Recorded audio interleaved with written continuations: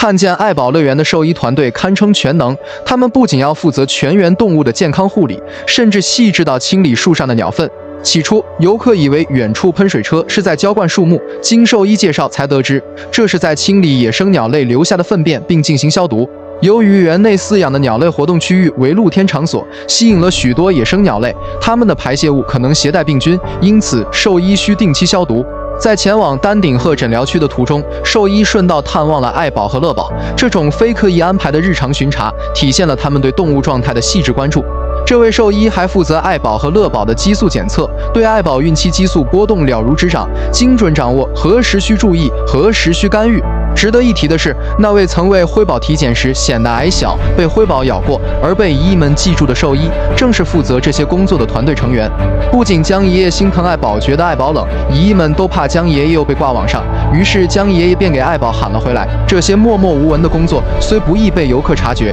却是保障爱宝乐园所有动物健康成长的重要屏障。